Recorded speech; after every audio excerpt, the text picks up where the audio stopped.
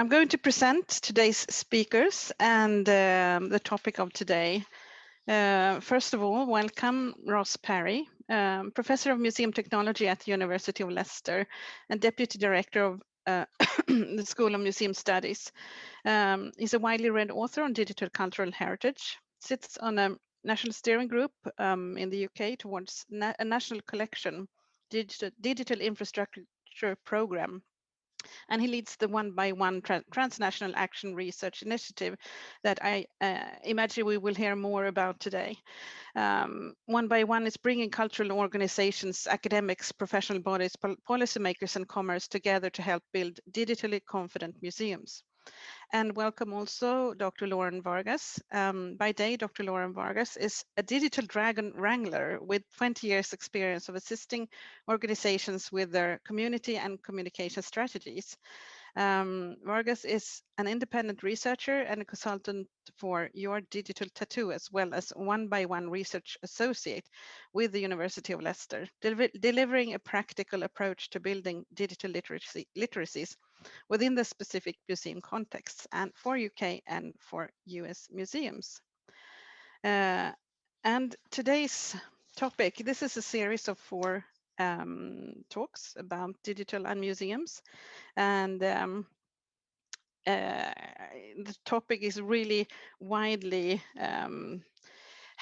I'm sure you are almost sick of the topic, but I know also that many of you are working with the topic of digital and museums. So, and I'm glad that we are still here after many, many years of approaching these quite challenging issues.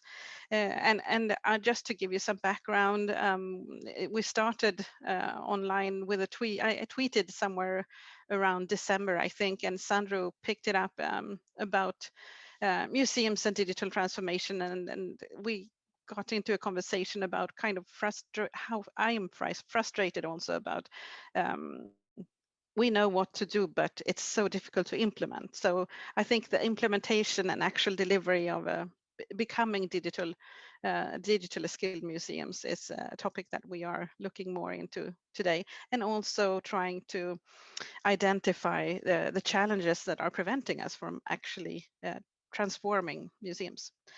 So today's conversation will look closely at the current museum digital landscape, attempt to dissect and reconnect to better understand the various nuances, challenges, and user expectations.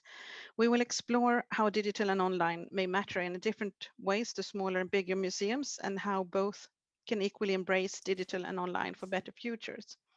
The Beyond Digital series is collaboration between We Are Museums, the Västernorrlands Museum, and One by One. So the meetup today will look at responses to the following research questions. Can we talk of one digital and online landscape that is within reach for any type of museum, irrespective of size? Do digital and online hold the same equal potential for the small, medium-sized museum as well as the bigger museum? And how can small museums use digital and online to foster better futures as much as bigger museums hold potential to do so? Is it within their reach to aspire for? So these are a few questions that we have looked at for today's agenda. And now I will let Lauren and Ross start the conversation. Very welcome. Thank you so much for that wonderful intro. So we are going to have a bit of a different format than we had last week. So Kaisa and I last week, or 2 weeks ago in our first meetup session, we really had more of a challenge and response where we had more of formal presentation. Ross and I work together, talk together at all times of the day. And so we're gonna have a conversation today, and we're going to answer some of those questions. But I think in our first session, if you haven't seen it, please go back to the recording, because it really teed up a lot of interesting issues. And yes, they are a lot of topics and challenges that we have been discussing for some time. But what is really interesting, what we're starting to unpack, and I think question at a deeper level than perhaps what we were doing a year ago, 2 years ago, is really thinking about how our organizational structure, business skills, and emotional skills impact or affect our digital transformations and ultimately our digital maturity.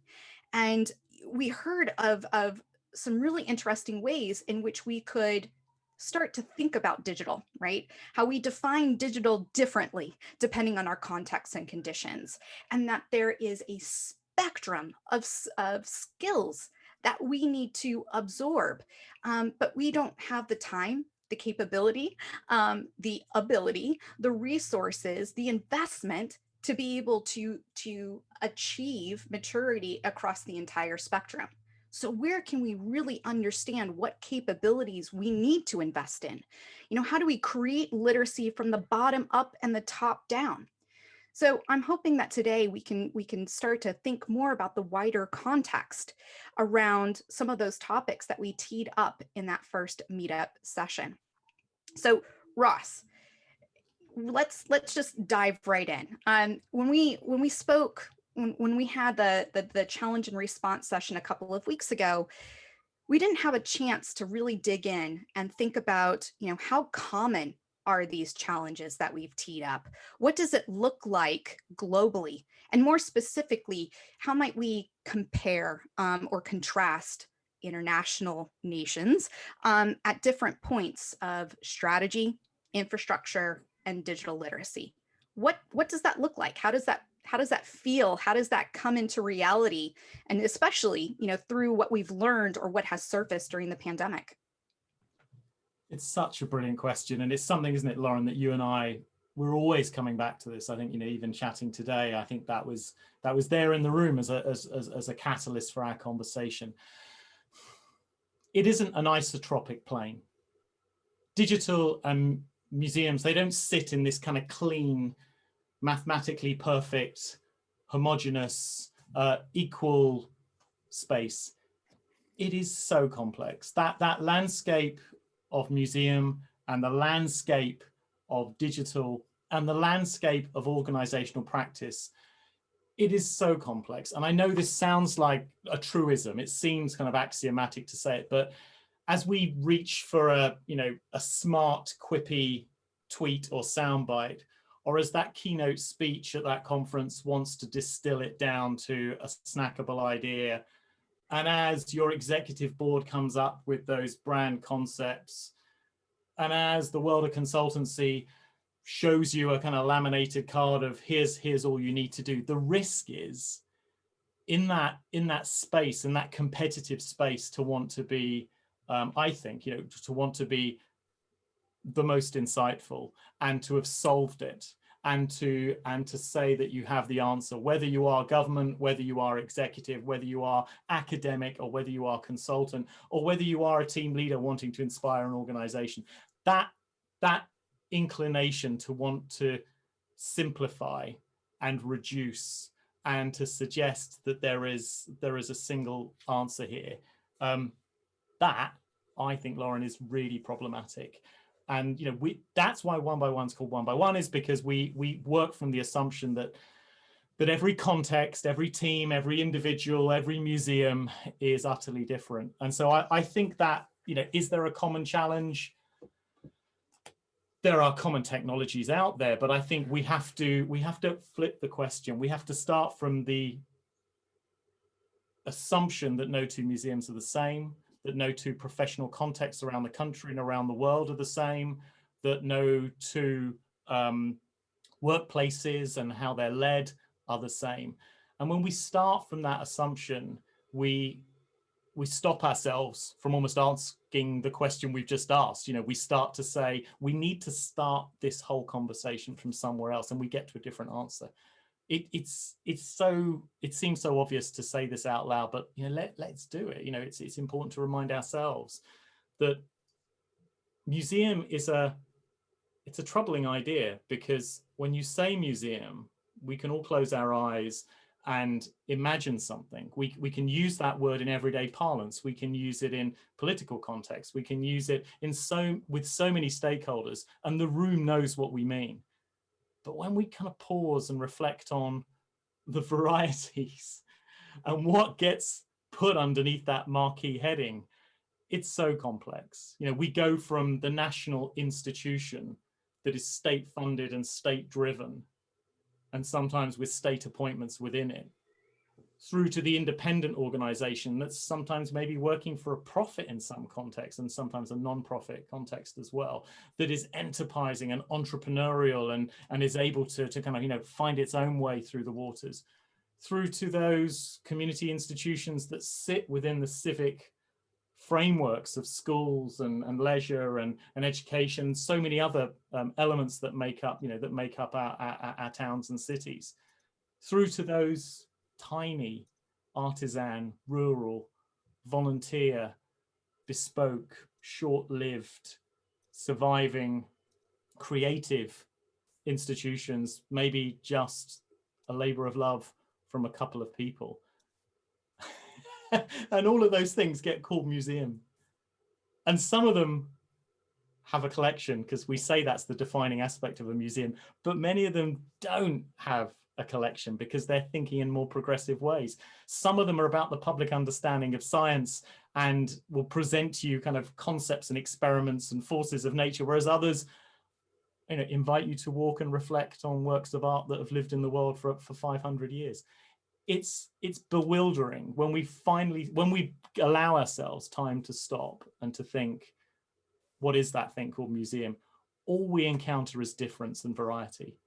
And then with that, we start thinking about what digital is. And I know you talked about this last time, something to use, something to manage, something to create, something to understand. It is a set of hardware and softwares that we deploy. It is the processes and visions and systems in our institutions and how we manage projects, but it's also the assets we collect, but also the digital artifacts that we make.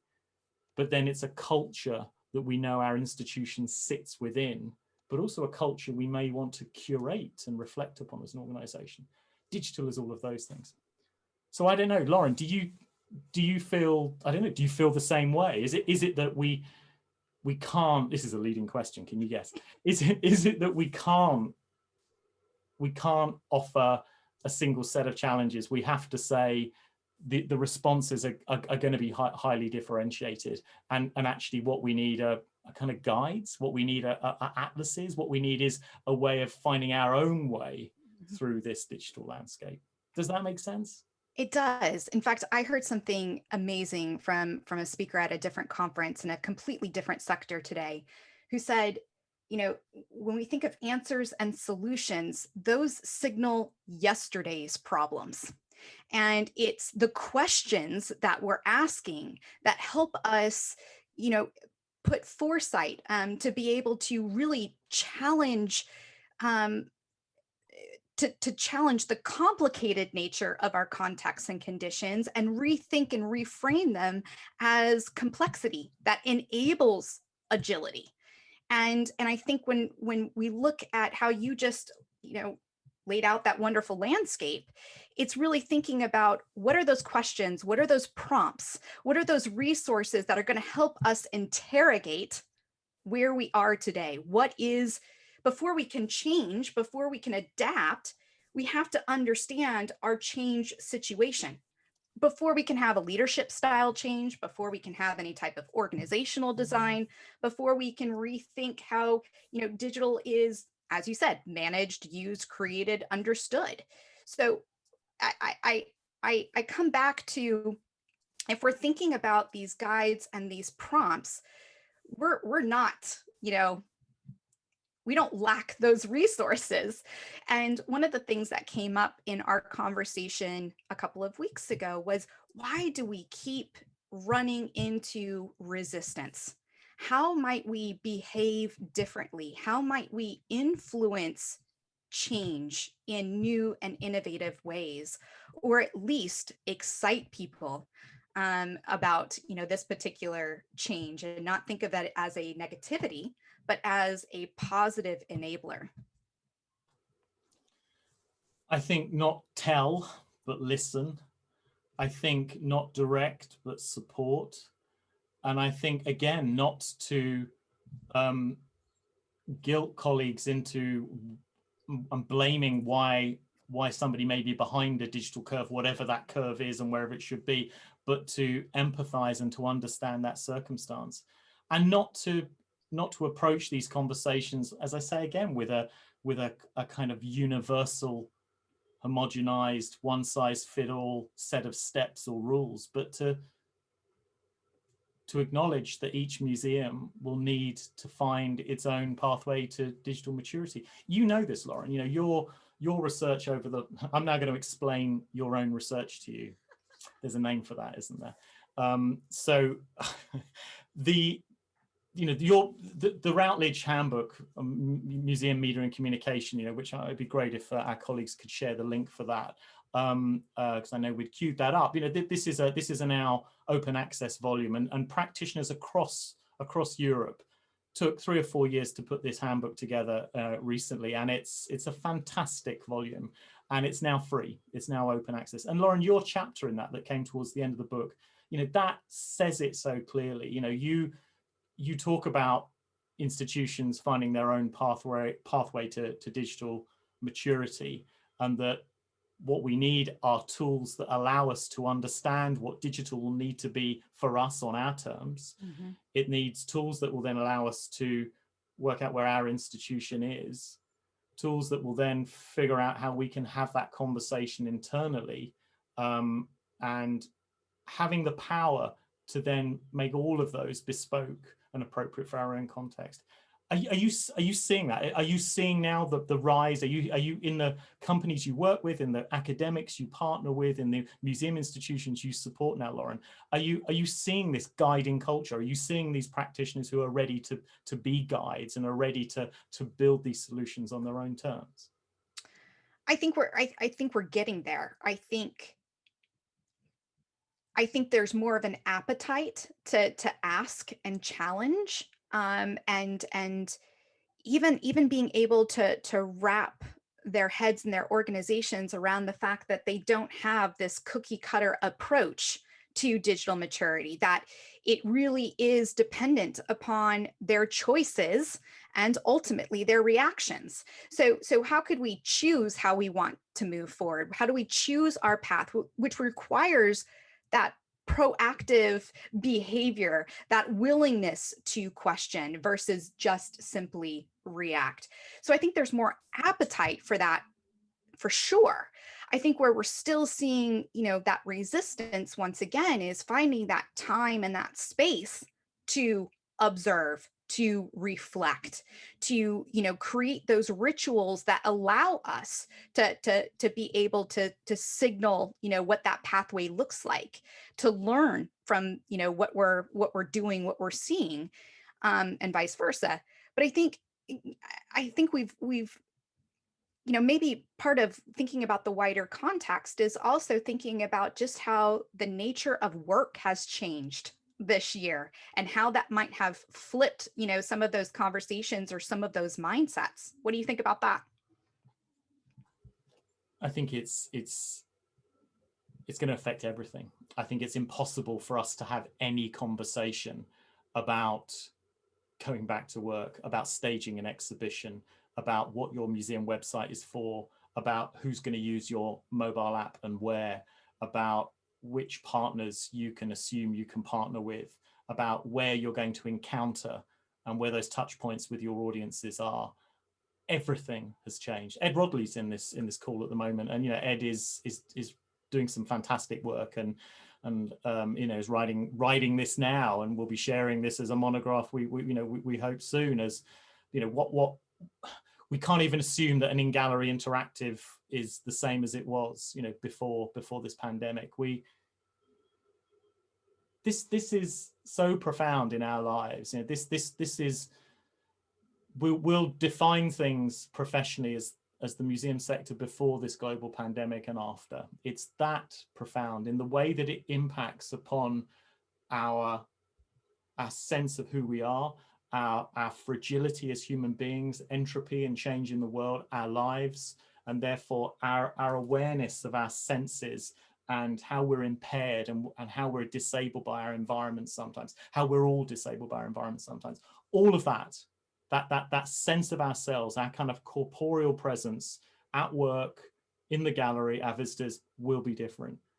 The potential of the network, not just as a place for data exchange and for swapping information packets and for presenting flat, pixelated versions of our world as something secondary, but because of the emotion that's been shared through the network and online, because of the way we've lived through those screens of different sizes, because we've had to develop a way of being a partner, a way of being a son, a parent, a lover, a friend through those screens, we will forever have that different relationship now with network. So our sense of who we are, our sense of that network, but also our employer, our place of work, those of us that perhaps define themselves too much by their place of work and assume that I always had to sit at a desk and in a room with an office with my name on it. Those tenets and tacits that have all too easily become cultural norms for success and for professional identity and for the effectiveness of how a good business should work. We've shown ourselves that, particularly for those countries that have had such long lockdowns as has happened in the UK, we've shown ourselves we don't have to be that way. I haven't sat in my office for over a year, closed the door on the 23rd of March last year and haven't worked in my office. And yet our ability to perform, to reach out, to run projects, to support students, to teach, to enterprise, to do all the incredible things that you get to do at a university, just like in a museum, we've been shown that we can do all of those. So our sense of self will never be the same. Our relationship with the network and technology will never be the same. But we've shown ourselves that even that notion of workplace is different. Lauren, can you share with me again a little bit more about that sense of the workplace? Because I know some of the thinking that you've been doing with the digital workplace group, where you've been reflecting really hard on the future of work. What did you notice? What's being seen in different kind of contexts internationally around that how we might conceive work? I think what we're finding is I hate to state the obvious here, but we can't lift and shift what we were doing in the physical environment into the digital environment. We've said that before. We've said that about the external experiences that we're cultivating, but we didn't do a great job of internalizing that, and we've had to learn, and we've seen a lot of burnout. I mean, we saw burnout in various, roles and responsibilities across the museum sector before the pandemic. But I think that, working digitally first has exacerbated or surfaced, made apparent those fractures in the internal environment, and that it's really difficult for us to think about how we can be digitally savvy or how we can create these wonderful digital experiences externally if we are not great at communicating internally, and we're not creating that safe space for communication. And that, I think, one of the biggest learnings that has come out of the pandemic and of having to be digital first in our communication is that we have to work so much harder to be human. As you said, we really have to engineer that into what we are doing. We can't take it for granted. We can't make assumptions about the other person on the other side of the screen. We have to ask questions. We have to actively listen. How are we making space for that? How are we making time for that?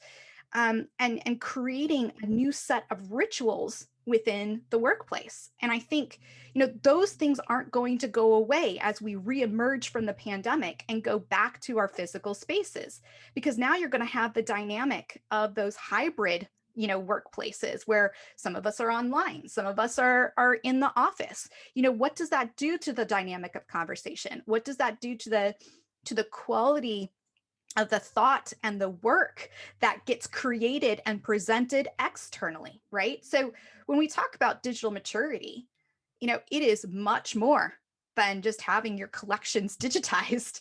It is thinking about what digital means, what it feels like, how it exists, the culture right? The sense of being from the inside out, and how you're bringing those voices from the outside in to inform your environment. If we think back on building on that, so riffing on that a little bit more, the first 20 or 30 years of us doing the museum technology thing in our sector was about using the machine to replicate existing processes. So the culture of automation, even that word was we do a certain set of things as museums. You know, we collect, we document, we preserve, we research, we display, we dispose, and so on. So the computer was there to make that more efficient, to do it quicker. It was a machine to replace the hand. Even when we went through that period of digitization and digitalization in the 90s, we were still using digital to, okay, not just replicate the hand with the, or use the machine to replace the hand, but we were using the digital surrogate to replace the physical. You know, it was again it was a mirror of the museum rather than, you know, the machine for the museum, you know, for that first kind of wave. We're doing something else with digital now. Digital, for the first time, is changing the idiom of museum.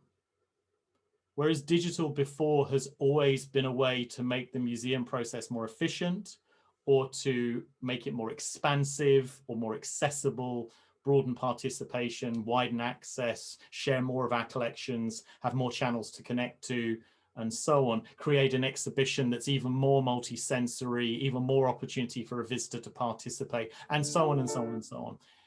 It's as if now, and incredibly and interestingly, intersecting with this pandemic moment, that we're having an existential moment with technology in the museum as well. For the first time, words like platformatization and thinking about platform museum and thinking about genuinely distributed collections, genuinely distributed models of expertise, genuinely distributed kind of encounters with audiences, that you know, that Nancy Proctor kind of idea of, you know, the museum of everywhere and so on, we are genuinely, substantively allowing ourselves now to think about the idiom of museum in a different way, which isn't terrifying. It isn't something we should be worried about.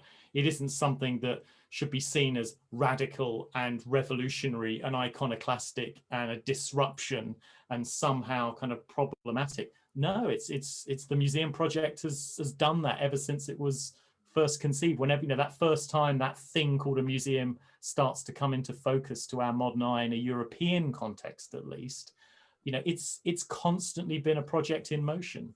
It's constantly redefined what it is, where it is, who it's for, how it works, who collects, indeed whether collecting is at the heart of it or not, from, you know, princely palaces to royal societies to industrial glass palaces to, you know, learning centers to civic spaces, now to, well, the idiom we're creating now. The museum project, what makes it so fantastic, particularly in a European tradition, is that it never settles, is that it's in constant motion. So yeah, I think they stack up for us. You know, what's different here is that not only is that pandemic moment changing our relationship to you know, our community and ourselves and to spaces and to others, but that, and not only is of course the workplace changing because of the pandemic, but museum technology already was stepping into this next era of maturity,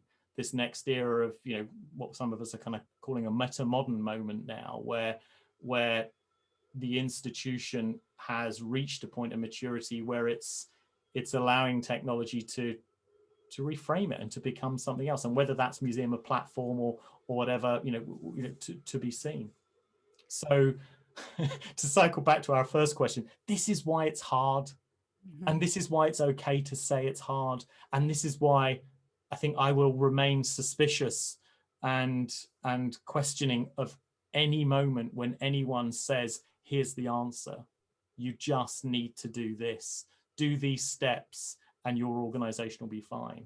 Let me ask you this, Ross, because the University of Leicester has such a has such a diverse group of students, and you are working beyond, the one by one project. You are working on a lot of international projects.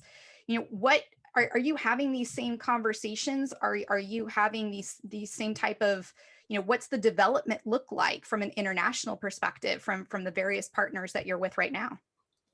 It's a brilliant question, Lauren. It's the healthiest thing to do is travel, which I know is a painful thing to say, isn't it, at a moment when none of us can do it, but to ground yourself, to be humble and to have a sense of humility in what you say and how you think of the world, but also in order to understand how context matters, travel, speak to as many people in as many diverse contexts around the world as possible. And at that moment, in equal measure, you are overwhelmed by the complexity of how much context matters and cultural contingency matters. And to the point where you think, how can we even begin to frame a common set of questions? And yet in equal measure, you're exhilarated. You're exhilarated by the mix, the kaleidoscope of approaches and talents and expertise around the world. So, this morning I've spent time with an incredible researcher, Dr. Paola Serafini, and she's been working in Argentina, and she's framing questions around art practice and creative practice within an Argentinian context. And anyone who's heard Americo Castillo talk about this and what TIPA are doing and that foundation, that to understand Argentinian culture and society is to start reflecting upon some profound questions around extractivism and a culture and an economy and a society and an organization where the extraction of resources from the planet has been and continues to be a profound influencer on the state of society and economy, but goes deep into ideology and culture as well. But then go and have a conversation, as I did last Friday, with a former PhD student of ours who's now working for Barker Langham in China, World Exhibition Design Company, and suddenly you hear this conversation, this Zoom call in the context of Chinese practitioners. It's a different conversation. It's a conversation where there is an extraordinarily controlled level of state direction and a very clear pyramid of cultural ministry to province to national state appointed directors of regional museums to that hierarchy, which enables China and its tens of thousands of museums to move so quickly and to do extraordinary things, and to have the courage to have a Huawei 5G partnership in the Forbidden City and the Palace Museum, and to suddenly just do things the rest of the world isn't ready to try yet with kind of 5G connectivity. And yet it's also a museum sector that maybe hasn't gone through 25 years of systematic documentation and digitization of all its collections. And conversations around precarity and courage and agency and empathetic leadership play very differently within that context as well. And then we turn to our colleagues in Taiwan and the Smart Museum Project, Professor Yungying Lin, who's running that, 10 national museums, multi-million-pound state funding, and Taiwan, as you know, has a separate kind of cultural set of priorities there that means that it has had 20 years of systematic digitization and computerization. And so all of these questions go on, and even looking across this screen now and thinking who's in the room, the way the priorities around museum technology for our colleagues who work in a francophone context and are influenced by a particular French school of museology is different from our colleagues who, may be working from a Russian influenced museology, or, the Nordic museology that in recent years has been so effective in finding other ways to articulate questions is different from maybe that, Anglo-Saxon Anglophone museology and its connections with the North American museology. Every time we turn to a different museum context, we find a different role for museum. We find a country at a different stage, a different relationship with technology and digital infrastructure. We find a culture and a society where museum plays a different part within the public imaginary. And we find a different 50-year history of professional practice around technology as well. And we find a different set of agendas and priorities now. And it means that these questions we're posing in this meeting now, by the way, the framing of these questions, the shape of this conversation, and any answers we reach, they are very different. They are so different in different contexts around the world. And I know it's a truism again to say it, but it's so healthy to remind ourselves of that, and to spend time in those other contexts as well, to learn of other ways of knowing this problem and other ways of thinking about this problem. Thank you for sharing those wonderful examples. And before we open it up to Q&A, just a final question, because one of the things that we spoke about at length in that first session was, how do small and medium-sized museums with less resources, investment, maybe without those digital guides, how do they make sense of digital? What can they do to increase their digital maturity, or their path towards digital maturity? What would you say to them? What counsel would you give?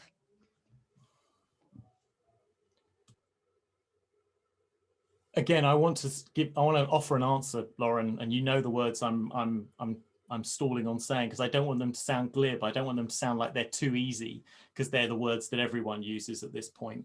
But it's build your community and be collaborative. It's not going to be in a book. You're not going to find something off the shelf that says do it this way, and it's not something that you do in the next quarter and it's done. It's done by the autumn. To be an organization that wants to reflect on the role that technology can have within it is to commit, as you would to finance management, and as you would commit to human resources, and as you commit to customer care, and as you would commit to product development, and as you commit to so many other aspects of your organization. And then it would just be an innate function of that organization. So that is the relationship with digital as well. It's not a fix. It's not a bolt on. It's not a module that you plug in and then it's fine. If it's going to be an innate part of your organization, then make it so.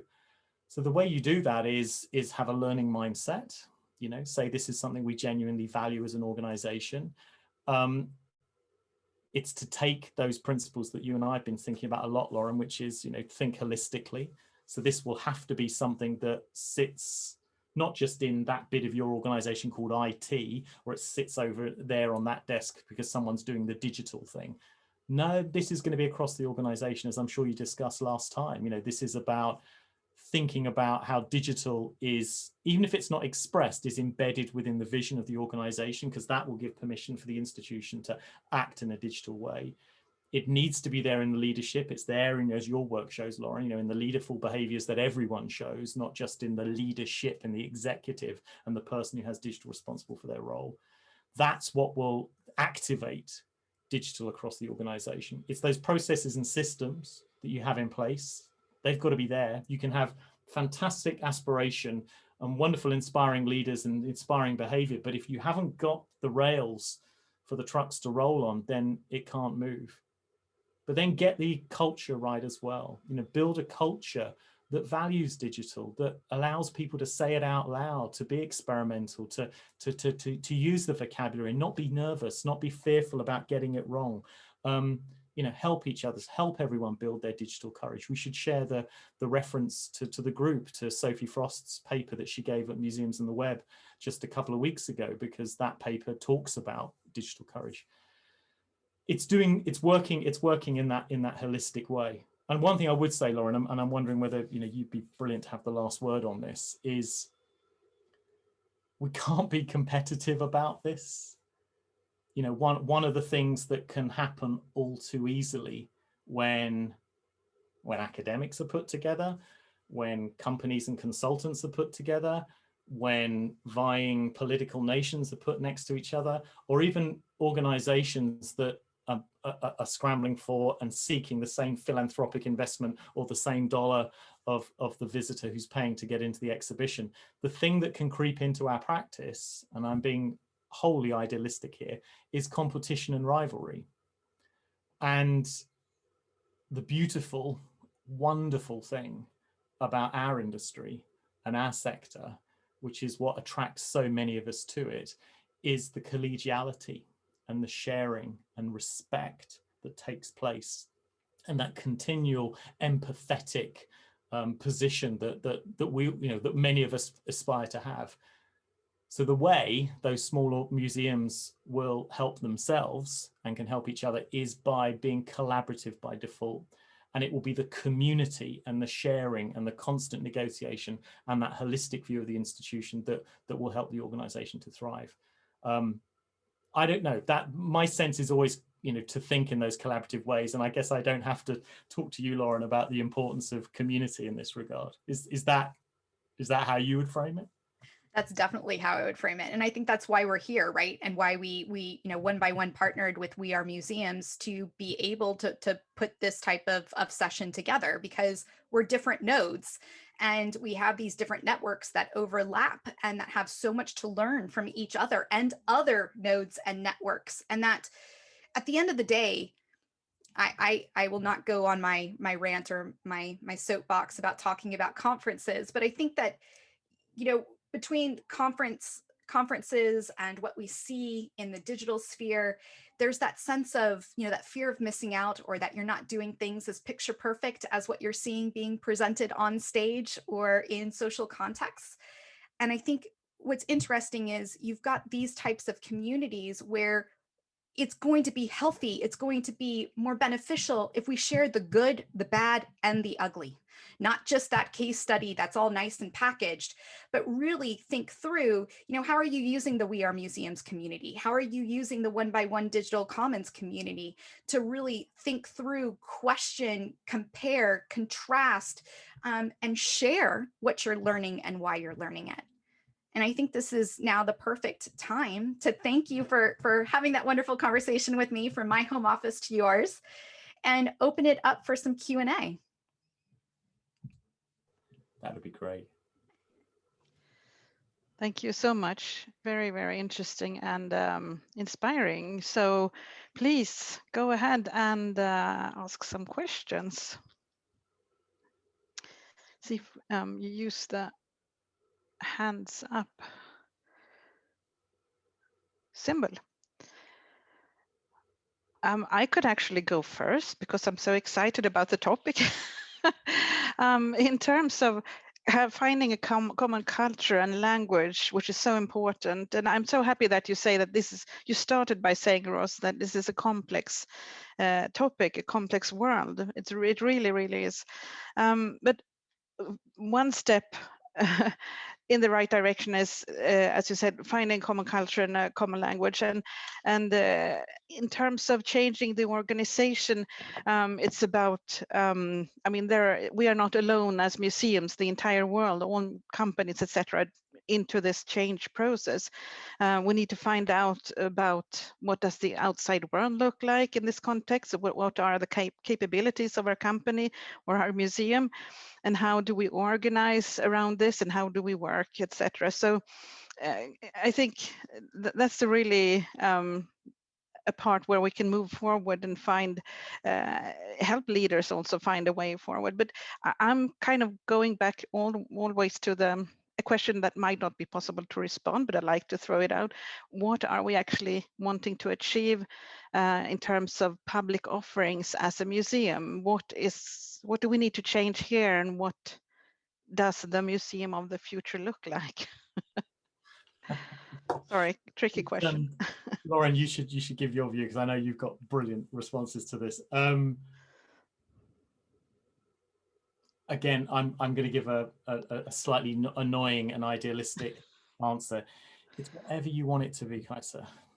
And the important thing is there isn't a model, there isn't a strict, if we said, oh, what does the play of the future need to be like? What does the film of the future need to be like? What does the novel of the future need to be like? We would say, well, why would we do that? Or we know that there are so many things that we do in our society where we shouldn't feel restricted. The fact that ensemble of collective memories, artifacts, encounters, utterances, ways of coming together, ways of making together, ways of influencing the world, ways of reflecting the world, that ensemble, let's call it a museum, that brilliantly gets to be invented in a million different ways every time we conceive museum in a different setting, with a different group of individuals, in a different community, with a different narrative to tell. That's the beauty of museum, is that we don't have to restrict ourselves. Now, we're fighting against models because, there was a huge, our history works against us. In a UK context, there was a massification of local museums appeared at a particular point in the late 19th century because of, industrial history. There was a resurgence of museums in particular parts of the world in the 1960s, again, because of changes that were taking place in social history and in society more generally, as well as an explosion in big science and the creation of, a wave of specimens and artifacts. What was it, the Natural History Museum in the Smithsonian in the 60s? 1 million specimens were coming through the door of one museum every year. 1 million. So, there are moments in our history where we have a spike, where a number of museums were created at the same time, and China's going through its moment. And in 50 years and 100 years time, we will look back at this moment and they will talk about those first 10 years of the 21st century where, thousands and thousands of museums appeared in China at the same time. So what happens with that is we end up with what looks like the model of how, therefore, we must do museum. No.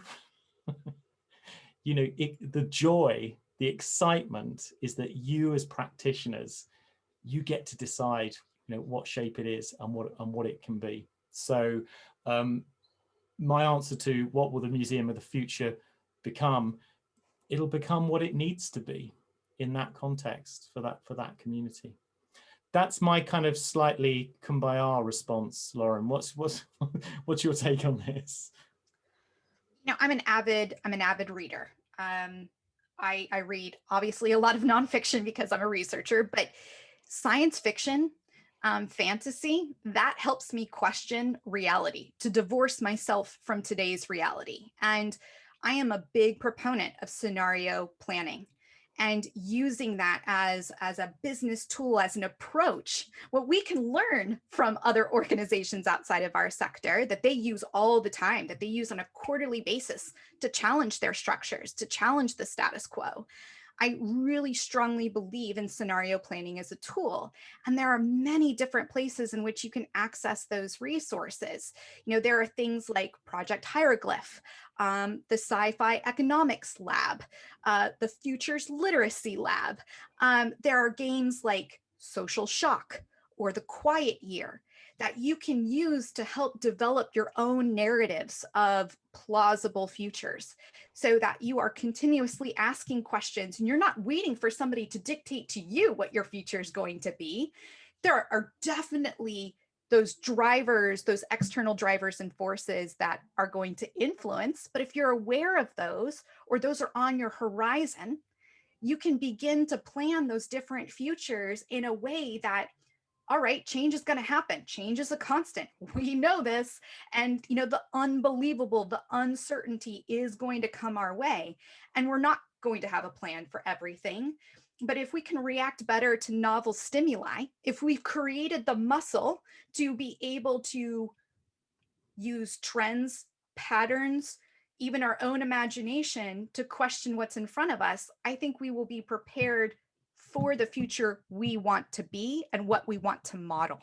Now, that seems, that might seem a little abstract, but this is a business tool. Kaisa, you said in that opening question, this is a business tool that, Fortune 50, Fortune 100, organizations that I was working with in North America were using all the time. And this is what helped us to be able to pivot or to assimilate better, adapt better during times of high volatility. So we as museums, once again, need to take some of those business tools and learnings. How do we apply them on a regular basis here? Great, thank you. Just to wrap that up, and I really like, and I'm going to quote you on this, Ross, the museum as a project in motion, and we have to live with that. And as you say also, Lauren, the uncertainty is, because I'm also thinking from a department manager's perspective, that we are not managing a stable, static organization, but we need to manage an organization in movement. So please, I'm sure there are many other questions. Yes, no one would like to come forward. I would like to share some thoughts, to also in reaction to your very inspiring conversation. I mean, looking at all this from a risk management or from the potential pitfalls, I get the sense, I get this impression that most of the conversations around digital are happening within those that are digitally conversant, that know what digitally is. Is this an impression? Is this a wrong impression? Or I know that there's been this shift and the pendulum has gone more towards the digital now. Perhaps it's a question of finding the right equilibrium now. But I mean, when it comes to the big museums, the funding is there and things can move forward. But then there isn't perhaps the elasticity as much as in the case of the small museums, which can join forces and come together and perhaps be much more innovative. I mean, there are so many bearings that can come up on our map that it's not easy to navigate all this. I don't know if there are any reactions to this or comments. Lauren, are you happy to lean in first then? Or? No, go ahead. Go ahead. I think there's a risk that the conversation stays with the digital few or the digitally confident. That's one risk we have. We know from looking back over 1, 2, 3, 4 decades of doing museum technology and museum computing, we know that we're better when we expand the community that is reflecting upon technology. The first conversations were by technologists. They were data scientists. They were people learning how to build data models. They were people from a scientific background. The number of geologists that were part of that first wave of automation and computerization is so interesting. You know, it was Linnaean taxonomies and hierarchies and classifications and so on. When our community started to include the educationalists at the end of the 80s and then through the 90s with the web generation, we were infinitely better because suddenly we were thinking about a learner out there. It's not just about getting the data model right. It's actually, well, what will the experience will be? How do we personalize this interface? How do we think about accessibility? How do we think about the individual and how they can adapt this screen and how it can be adaptive for them? What are they going to use this for? We started to think about our kind of intention and the outcomes of using that digital content. And in the last 10 years, we have gone so far because our colleagues who think about community development, audience development, visitor development, whatever you want to call it, but there are colleagues who think about outreach, our colleagues who think about social justice, our colleagues who are thinking about activism, our colleagues who are thinking about participation and engagement. The moment those colleagues turned and saw that the society that they want to be purposeful within is a digital society, so they started to talk more about digital. And when those colleagues who are writing about and being socially purposeful noticed that the institution that they could use was itself becoming more digitally mature, exciting things have happened. So the point I'm making, Sandra, is that history tells us that when we widen that community and include as many people as possible in this discussion around museum technology and development, we benefit. So we need to learn and we need to develop the skill sets as thought leaders in this area and as practitioners who know about digital. We need to create environments that aren't exclusive. We need to create environments like you have done in the way that We Are Museums is doing, and in the way that we're trying to do in One by One. We're trying to create an environment that anybody can join. And there isn't a sign on the door that says, don't come in if you can't talk tech. If you're not a digital guru, stay away. we will only learn and grow and be better if we can have as wide a community of practitioners involved in that conversation. Lauren, sorry to kind of put you on the spot on this, but you know, the workshops that you're running at the moment, and you have another workshop you're running tomorrow to do with your own work and research.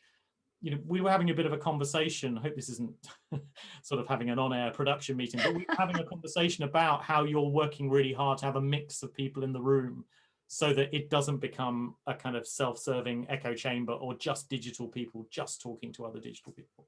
Right. I mean, we introduced a couple of weeks ago the periodic table of skills in our first meetup session. And it's really important that as we build this over the next 15 months, we don't have those people that are, very mature in those digital roles and have those digital responsibilities informing everything.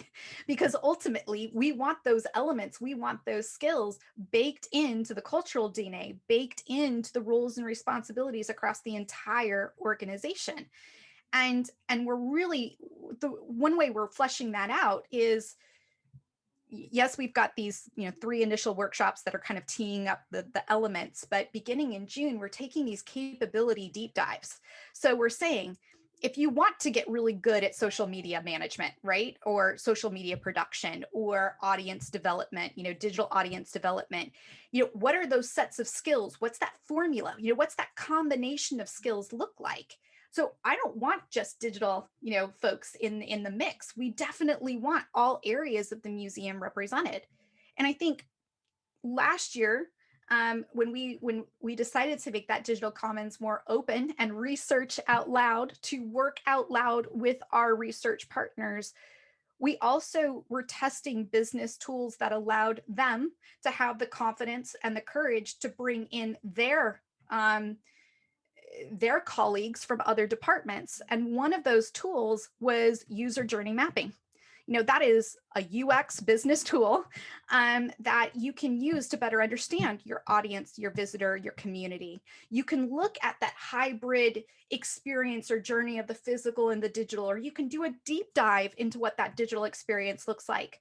But just the digital people can't answer that. You need to have that cross section of your organization to be able to feed into. You need to have that front of house staff, the visitor experience, those educators be able to inform those front of house activities alongside with, okay, we need to be able to do this, all the way to how do we enable that back of house. So when you're using another business tool like this, you're encouraging more people to come together. You're encouraging more people to interrogate the jargon, to build more of a common language and a common understanding of what you're trying to achieve within your context, right? And then to go back and continuously interrogate, to validate what you know, what you assume, how you might bring in other voices. So it's really about, how do you create, as you said, Ross, how do you create those spaces where it's not just that echo chamber, where you are actively questioning and ensuring that all aspects of the visitor, of the internal experience are being visualized.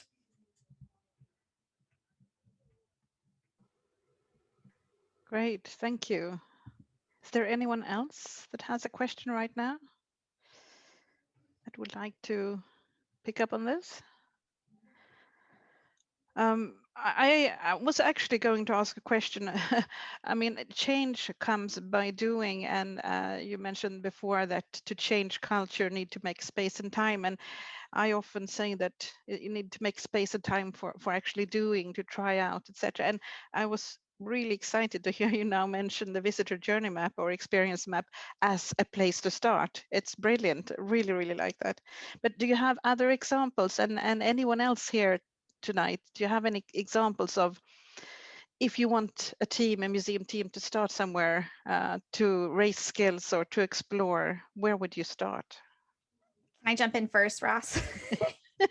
I don't want to be controversial when I say this, but I've been working really closely with the National Army Museum in the UK, and they have been incredibly courageous along their journey. And creating an agile approach across the entire organization. So everybody from front of house to back of house are all on an agile rhythm, not just the IT and digital delivery teams, but everyone is practicing agile, not agile with a big A, agile with a small a, meaning they are working in 2-week sprints to plan together cross-functional project and planning teams.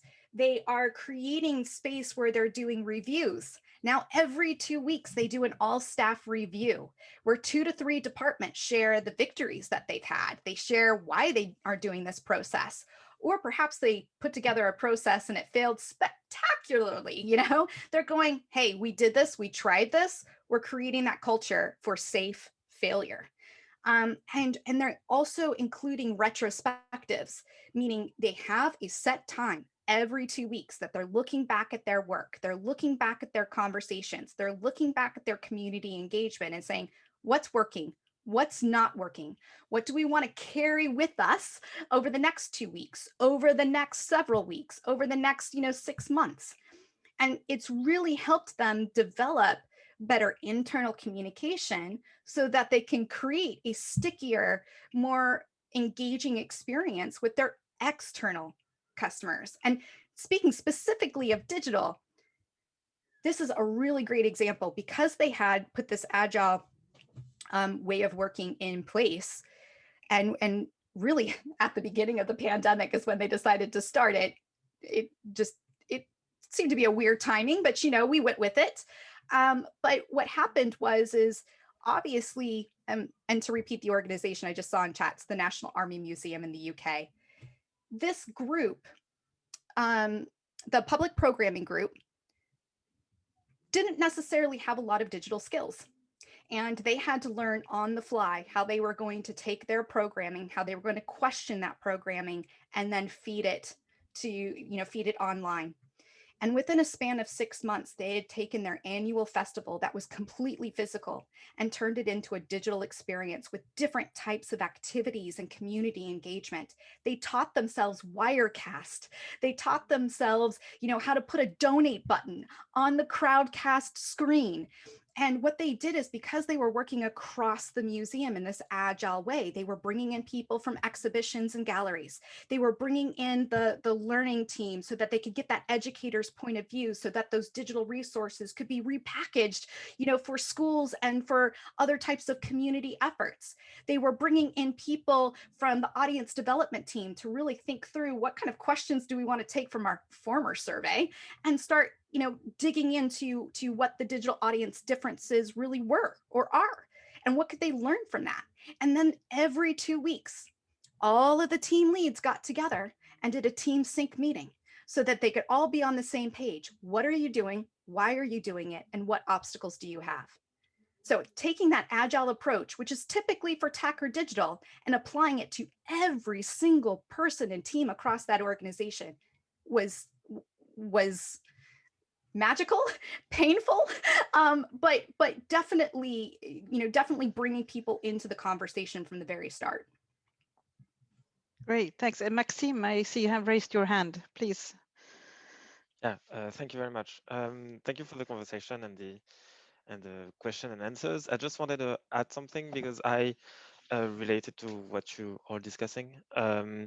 I've been working for more than a year with an organization that is taking this change management, going into an agile way of working and trying to, as much as possible, to make the team use digital tools across the board. And the pandemic has, of course, gave an opportunity to do this because in the digital team, I was working on social media content at the time, and in the digital team we were creating content. And with the pandemic happening, and with a lot of people around the museum not having a space to create their content, they came to us because they wanted to appear on social media, which they didn't want to before. So we had a new power in the museum because a lot of people wanted to participate, and so it was an opportunity for us to take this shift. And we organized something at the beginning of the year 2021. We gave a project to everybody in the museum, from front of house to management. We put people together and we asked them to create a project that was going to be published on social media related to something happening with the school in their country. And they worked together for 2 weeks creating this, and they were really happy to be just able to meet people from another side of the museum, so be able to work with someone they've never been working with before, and then to have the reward in a way to be published, or to have something they created and worked on to be published on social media. It was another kind of work for me, because for me it was a lot more project management than content creation, but it was a lot more rewarding as a team, and it was a good thing, I think, for the organization. But the one thing that I just want to mention is that taking that change and doing that work and trying to give these tools and these opportunities to a team, a museum, takes a lot of time, and the change is really, really slow. And I think it's really important to remind to have that in mind. It doesn't happen overnight, and everybody needs to be very patient in the process. Excellent. Thank you so much for reminding us about that. It really does take time. And at the same time, we are always hearing that the world is changing rapidly around us. So I think that's something I've had to learn to come to terms with, that being patient, as you said, while the world is spinning very fast. So Ross, would you like to add something there about doing first steps? Yeah, so I guess my experience of this comes not just from watching amazing researchers like Lauren be embedded in, whether it's the National Army Museum or Museum of London or the Smithsonian Institution. So I've had a front row seat over the last 3 years to some incredibly skillful scholars being embedded within organizations who in some cases are at the beginning of this journey. So I'm basing it on that experience, but I'm also basing it on some of my own experience as well. So, I led digital strategy at a university for 3 years, a special project as a deputy pro vice chancellor to conceive a digital strategy, to build a narrative of how we would get there, to generate the trust that people would have in me, and then to mobilize the organization as well as get the resources. So I've kind of lived it as well. So I've so with both of those things in mind, and actually Lauren, I'd be interested to get your take on this. I think I'm trying to think of a more sophisticated way of saying what I'm about to say, because what I want to say is it starts in a hard and a soft way. I think the hard way it starts is you've just got to know where you are. You've just got to do that audit. You've just got to have that evidence that says where we are, because an organization can have mythologies within it. An organization has stories it tells itself about who it is. And an institution is full of individuals who carry a legacy and have a nostalgia that if it's said enough times in an organization, it can make a museum deluded, or an institution deluded, that it is further, or it has mastery when it doesn't, or that things are in place when they're not.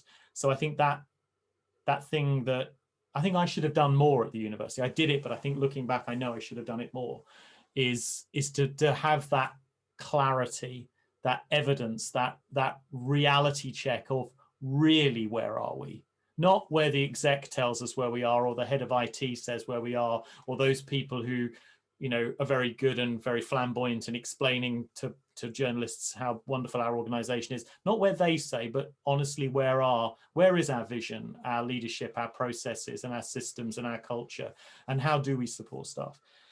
And there are many ways you can do that. One of the things I hope we can share in the chat, and I don't know if Diane can do this or another colleague can do this, Sandra maybe, but we made reference last time in this group to the digital culture compass that we helped design for Arts Council England, and that's meant to be this, Kaiser. It's meant to be the thing that you do first. You just sit with the compass, and either you just do it quietly and privately yourself, and you do a little bit of a questionnaire yourself, or you do it in a, with a group, and you might even have it facilitated, and it becomes a catalyst for a kind of process and a learning how to say things out loud you've never said. Or you might do it much more systematic and have, departments, really kind of taking ownership and then all coming together and sharing. However you want to use it, whether you do it over a long period of time or a really short period of time, whether you do it collaboratively or you do it individually and privately, that digital culture compass makes you look at the, the overarching frameworks of your institution. It makes you look at those, so, your strategy and vision and branding and all of those things and your values. It makes you look at those main functions of your museum, the collecting and the exhibiting and the researching and the programming and so on. And it makes you look at those fundamental foundations, the HR systems, the finance systems, the IT systems. And it just walks you around. It's a bit like being, walking around your own organization and opening every door and saying, we never go in here. We really should look in here and think, where is digital here? And what it gives you is a heat map at the end. And it says to you, where is digital? But in a way, that's a useful map to get at the end. But the most important part of it is you've walked around your, conceptually, you've walked around your building, your organization.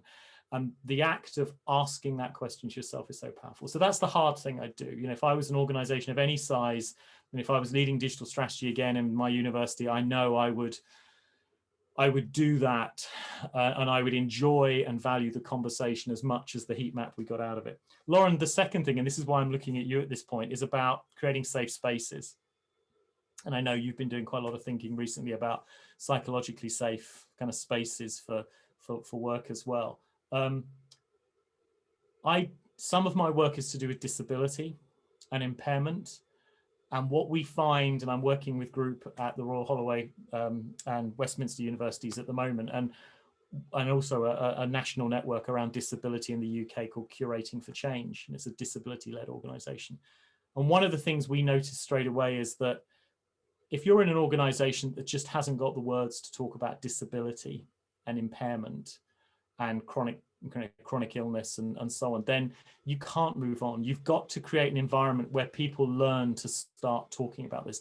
And one by one as a project, we're taking a step into thinking about social justice questions and questions around identity and questions around racial justice as well, and racism. And it means we have to build the courage to know how to encounter that, and as a team to, with equity and humility, be able to have that conversation. So I guess what I'm saying in a very roundabout way, the hard thing, do the audit. The soft thing, get your team to a point where you can just start talking about digital together. Lauren, do you feel that phrasing and that terminology around psychologically safe places, that I know it's being used in all sorts of contexts, but do you think it has a role to play even at the beginning of a digital change moment, or even just an organization that wants to reflect upon digital, that actually building that culture within a team where it's okay to get things wrong, or it's okay to not necessarily get the right word out straight away, or to not know anything, that's important? I do. And I see that Diane has her hand up. I know we have to wrap. I'll just say 30 seconds is that the very first question comment that we saw in the chat today was, I think this comes full circle, is that for us to create those experiences and that connectivity in a digital way, we have to first know what the language is and how we have that communication internally. So we've got to feel confident and courageous that we can use those words, we can use those phrases, we can have inclusive conversations, we can rumble with it. And before we can create those experiences with our external audiences and our communities. So I think it all comes full circle. And at the end of the day, it's not about digital, right? That's kind of the aha. So I think we'll close it. Great, thank you so much. Excellent conversation that could go on for another couple of hours, but we need to wrap up. Please, Diane. Oh, no, actually, I just wanted to say what Lauren just said. We actually need to feel that it's possible to be in a space full of unexpected agency and unexpected changes, and we need to feel that it's possible. And if you actually experience this kind of diversity and this kind of freedom of speech and share, at one point you start to embrace it, you start to embody it in everything that you do, and then it's become very contagious. And then it's actually how it's working. It's creating these waves of change, and it is very empowering. So just thank you, Ross, thank you, Lauren, because you showed that it's possible to create such unexpected places for change to happen. And this is really what we should value in this field. So thank you. Great, thank you so much. And Sandra, would you like to say something before we end about also with the next session? Well, first of all, thank you, Lauren and Ross. I've tried to provoke a reaction from both, knowing too well that you're doing some amazing work with the institutions that you're working. We'll be meeting in a couple of weeks' time, and we'll be also hosting someone else. It's Fabio Viola with a background in gamification of museum experiences. And hopefully we'll continue with this amazing conversation. Kaisa, all yours. Well, I'll just wrap up and thank you all for joining us today, and we hope to see you also at the next session. Please have a lovely evening. Thank you. Bye.